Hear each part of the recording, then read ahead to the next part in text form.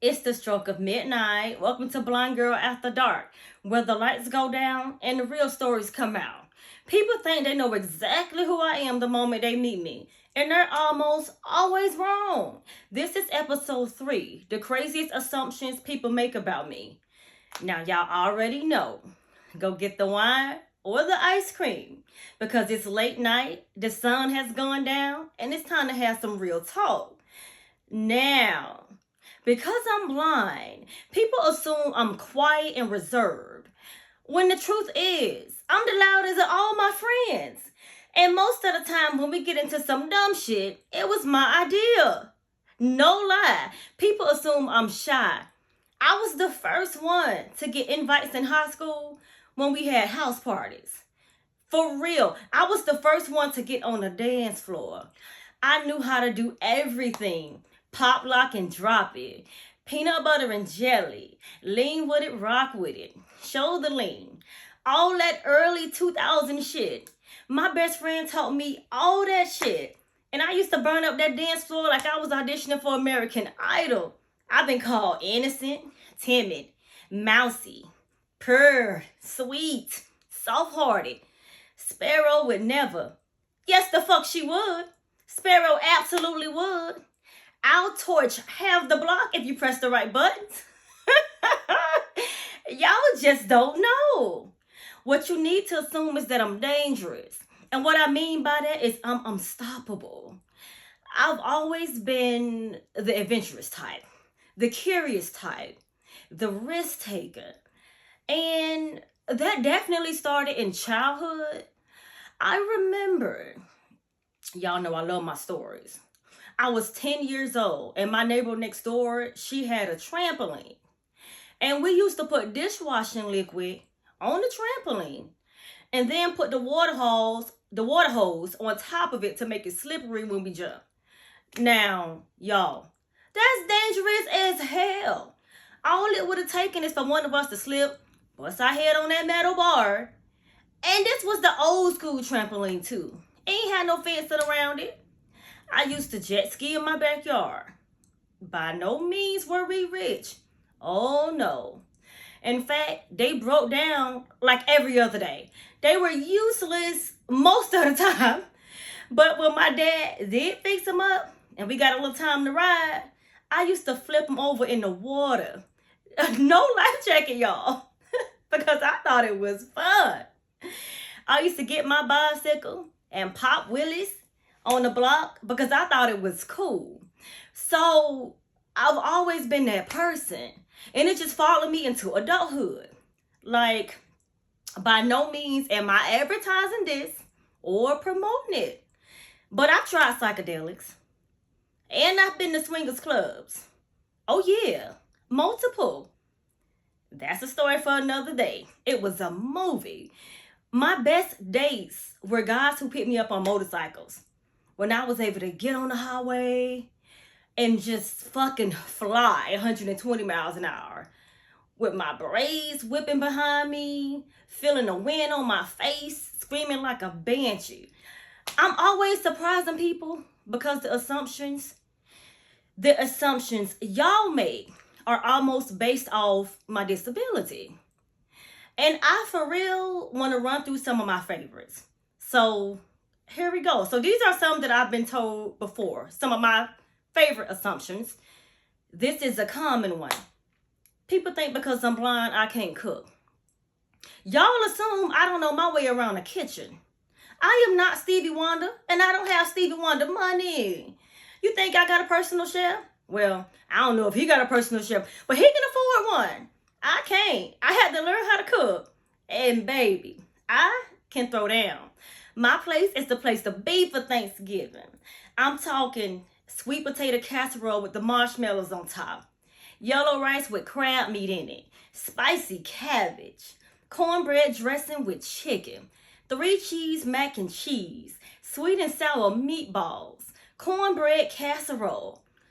I could present a spread so good the spoon on your husband's plate would stray. And that's before I take the chocolate chip banana bread out the oven. Please believe me. I've had guys ask me, why do I date? they actually assume first, assume that I didn't date. And when I said that I do, then they asked, like, why do you? And I said, why wouldn't I date? And they were like, well, I got the same answer from like all of them in different texts. Well, since you can't see, then what's the point? If you can't see who you dating, I just like assume you were single because you wanted to be, or assume y'all. Y'all see this king size bed. I hope to find somebody who wants to sleep on the other side one day. Just because I'm blind doesn't mean I want to die alone or be single. I've met men, and when I explain to them that I'm blind and don't have any eyesight, some of them actually stopped talking to me. Like right there. They were like, oh, that's too much work. You're too dependent. And they would assume that they would have to for real take care of me. Meanwhile, I'm sitting here thinking like, dude, I got my own place. I got my own job. I got my own transportation. I cook my own food.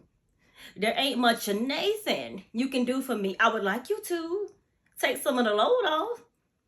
But I know how to take care of myself. I'm doing it just fine without you before you even got here. Like, what the fuck do you think is going on here? So many of y'all think I'm fragile. Every time I meet somebody for the first time, when we walk together, they always walk super slow. Like I'm 92 years old. Or act like they're afraid to take the stairs. I can't see y'all, but my mobility is just fine. I can walk just fine. Y'all assume that I'm sheltered or that I grew up sheltered. I remember when I was in high school, I used to ride the bus home. And at that time, funny story, this was like mid 2000s, 2004, 2005. And that's when CD players were a thing. So I had my CD player in my ear, my music.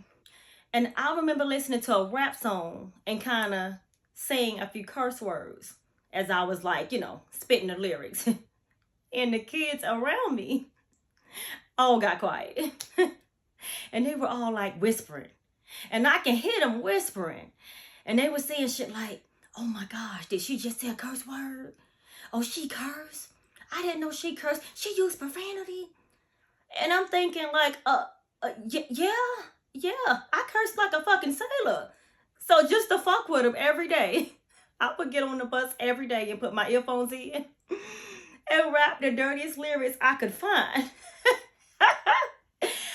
I'm sure that gave them plenty to talk about when they got home or when I got off that bus. It was too funny. A lot of y'all assume my life experiences should just be dull. Unfortunately. It's actually shocking to like, people are amazed that I went skydiving or that I went NASCAR racing.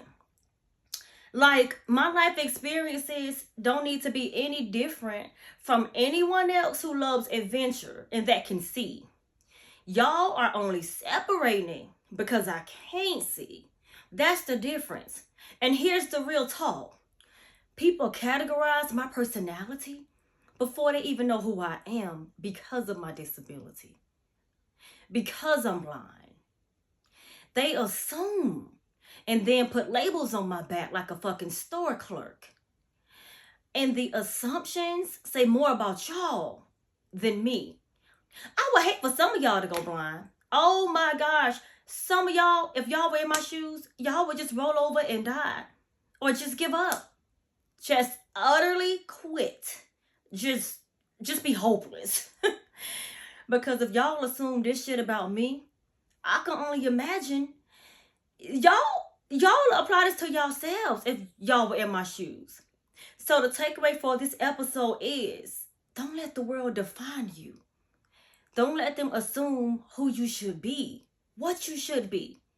Because then you'll start believing that shit yourself. Don't let them put you in a box. Because they believe that's where you belong. No, where they do that at? What people make of you, think of you, those assumptions, it's out of your control.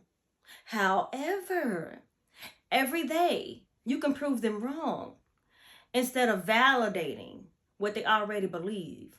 You know who you are. You know who you're supposed to be, and people only know what you show them. My life, for example, paints a different picture when the cameras go off. More about that on episode 4. Until next night, I'll see y'all after dark.